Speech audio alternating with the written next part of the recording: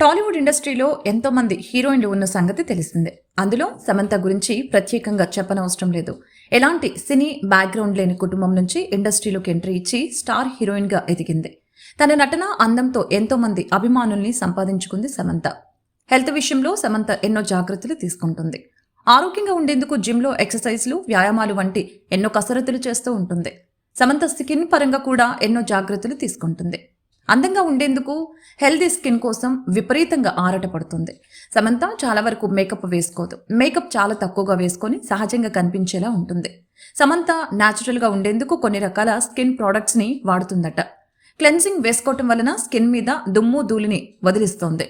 దానివలన చర్మం మెరుస్తోంది. Toning, moisturising ని సమంత ప్రతిరోజు వేసుకుంటుంది.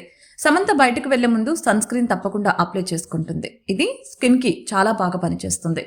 ఇక స్కిన్ ఎప్పుడూ తాజాగా కాంతివంతంగా ఉండేందుకు తాజా పండ్లు, కూరగాయలు తింటూ ఉంటుంది.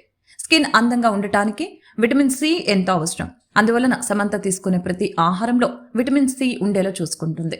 ఇక రాత్రి సమయంలో నిద్రించే ముందు ఎలాంటి మేకప్ లేకుండా, మేకప్ ఉంటే రిమూవ్ చేసి పడుకుంటుందట. స్కిన్ ఎప్పుడు హైడ్రేటెడ్గా ఉండేందుకు వాటర్ తరచుగా తాగుతూ ఉంటుందట.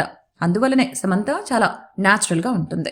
తన చర్మం ఎప్పుడూ కాంతివంతంగా మెరుస్తూ ఉంటుంది. కాగా 2021 డిసెంబర్ మాసంలో అక్కినేని నాగచైతన్యకు విడాకులిచ్చిన సమంత అప్పటి నుంచి ఒంటరి జీవితాన్ని గడుపుతోంది.